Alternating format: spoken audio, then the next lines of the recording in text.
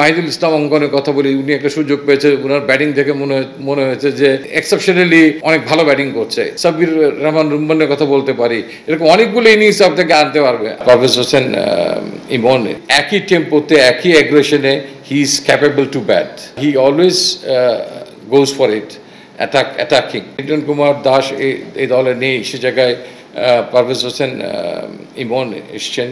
হ্যাঁ, তিনি হয়তো আপনি বলতে পারেন যে আহামরি হিউজ এমন কোনো কন্ট্রিবিউশন তার নাই যে তারপরে তিনি কেন দলে এসছেন, বাট সো ফার আমাদের কাছে মনে হয়েছে যে যে জিনিসটা আমরা খুঁজছি বাংলাদেশ ক্রিকেটের, স্পেশালি হোয়াইট বল ক্রিকেটে, যে ক্রিকেটে এই পাওয়ার প্লেতে অ্যাগ্রেশন, ইম্প্যাক্টফুল ব্যাটিং, সেই জিনিসটা তার মধ্যে আছে। যদি কোনো কারণে আমাদের এই যে দুজন ওপেনার আছে, এই দুজন ওপেনারের মধ্যে থেকে থার্ড চয়েস হিসেবে তাকে নিতে হয়, তাহলে ঠিক একই টেম্পোতে একই অ্যাগ্রেশনে he is capable to bat, এবং হি নেভার হেজিটেট। তার ব্যাটিংয়ে যে জিনিসটা আমাদেরকে আকৃষ্ট করেছে, কখনো তার ব্যাটিং দেখে মনে হয়নি এইটা একটা অপরচুনিটি, তাকে কিছু রান করতে হবে, বাট রেদার দেন অলওয়েজ আমার কাছে মনে হয়েছে যে দলকে জেতানোর জন্য, মূল লক্ষ্যটাকে ঠিক রাখার জন্য দলের, হি always goes for it, attacking. এইটা একটা মুখ্য এবং বিবেচ্য বিষয়, এবং এরকম একটা বড় গ্লোবাল টুর্নামেন্টে যদি তাকে রাখা যায়, অ্যান্ড তা যে আস্থার যে জায়গাটা আছে সেই জায়গাটাতে তিনি আছেন, এবং আগামীতে তিনি হয়তো আরও কন্টিনিউ করতে পারবেন দলের সঙ্গে, সেই আস্থাটা তার প্রতি আছে, সো দ্যাট এই গ্লোবাল টুর্নামেন্টে তাকে সেই জন্যই সন্নিবেশিত করে। অ্যাকচুয়ালি মানে একটা ফরম্যাট আর একটা ফরম্যাটকে ওভারল্যাপ ইউজুয়ালি করে যায় না, তবে হোয়াইট বল ক্রিকেট অনেক সময় কিছুটা এখানে কথাবার্তা আসে যে একটা হোয়াইট বলের টুর্নামেন্ট হচ্ছে, কিন্তু তার মেঞ্জেসটা টোটালি ভিন্ন।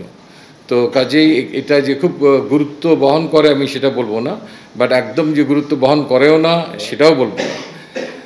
তবে আপনি যেটা বললেন যে হ্যাঁ, পারভেজ হোসেন ইমনের কথা বললেন, এখানে অনেকেই কিন্তু পারফর্ম করেছে। এটা এমন একটা উইকেট, আমি ওই প্রসঙ্গে যাওয়ার আগে আমি বলি, এই টুর্নামেন্টটা এমন একটা উইকেটে খেলা হচ্ছে, একাধিক উইকেট একাধিক ভেন্যু, যেখানে খুব ব্যাটিং ফ্রেন্ডলি উইকেটে খেলা হচ্ছে।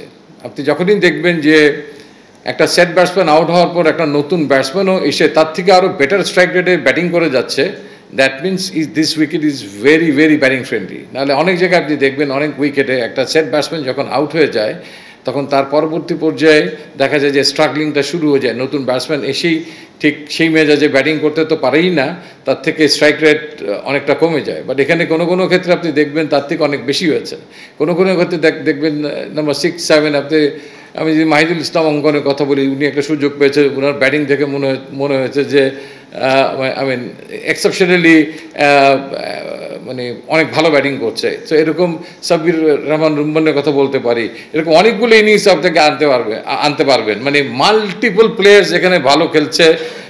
আপনি লাস্টে যদি আমরা আমাদের সোহানের কথা বলি, যে সিচুয়েশনে যে পজিশনে তিনি খেলেছেন, সো উইকেট অলওয়েজ আমি মনে করি একটা মুখ্য ভূমিকা পালন করে, যে পিচ কতখানি সহায়ক, সেটা কতখানি সামটাইমস বোলারদেরকে হেল্পলেস করে দেয়, সেটা একটা ইস্যু।